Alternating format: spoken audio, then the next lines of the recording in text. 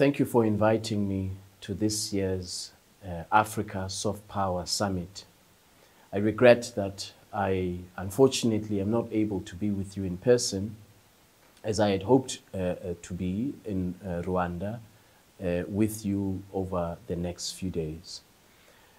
I want to congratulate the organizers of the summit for convening us yet again. And this year, we tackle a very critical topic of payments infrastructure on the African continent. As you know, the AfCFTA has been ratified by 47 countries.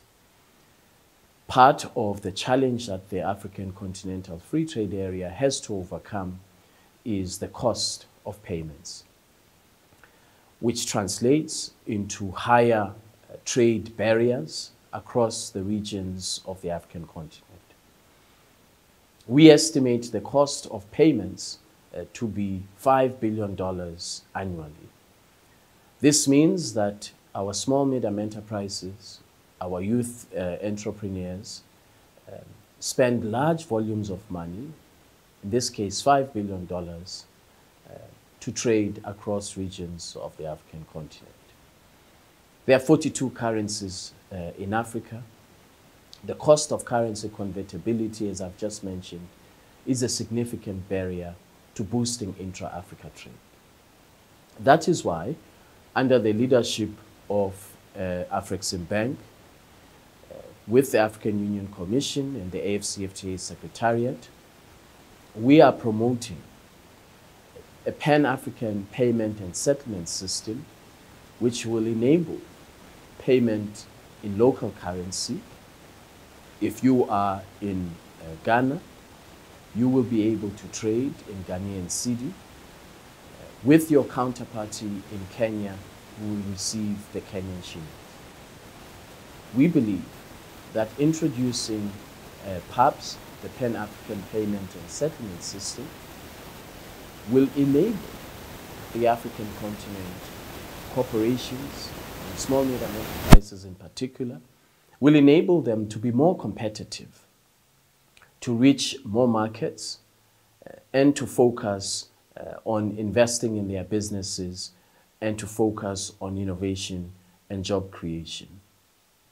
Reducing and eliminating the cost of currency convertibility is an absolutely essential part of implementation of the AfCFTA.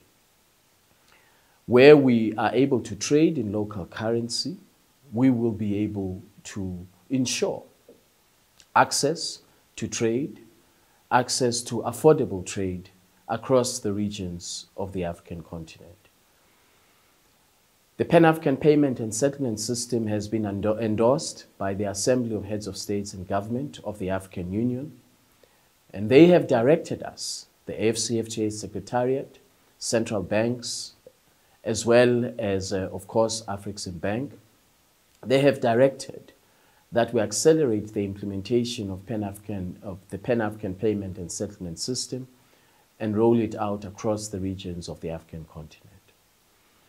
The second important development which will support the implementation of a seamless payment platform such as PAPS is the adoption of the protocol on digital trade.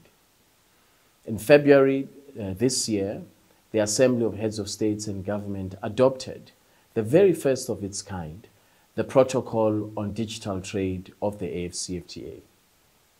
Amongst other objectives, the Protocol on Digital Trade establishes a regulatory framework for payments to take place on the African continent.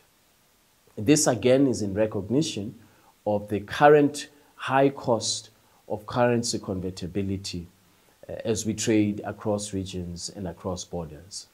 And so embedded in the Protocol on Digital Trade is a very strong commitment to ensure that there's a regulatory framework that supports seamless payments across the regions of the African continent. A second important aspect of the digital trade is the prohibition on the localization of localization of computing services rather, that prohibition enables the establishment of a single digital market across the African continent.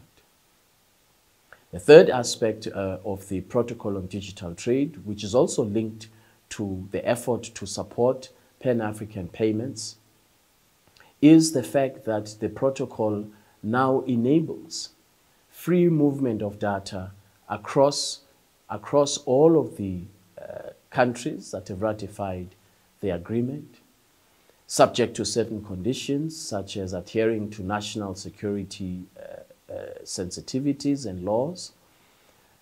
But if data is to be used purely for commercial purposes, the Protocol on Digital Trade enables that movement of data across countries and across regions of the continent. These two efforts, establishing a digital payment infrastructure as well as a regulatory framework for digitization of Africa's economy, I believe will go a long way in boosting intra-Africa trade, creating opportunities for small medium enterprises, creating opportunities for the youth, and enable competitiveness of our business sector. We look forward to collaborating with you, with the private sector, in ensuring the implementation of the Protocol on Digital Trade.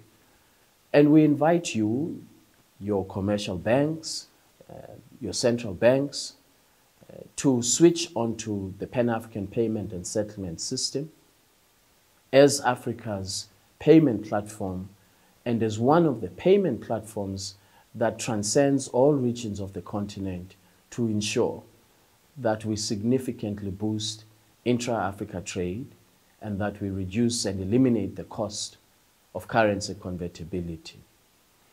I thank you very much for your attention, and I wish you very good deliberations for the rest of the summit. Thank you.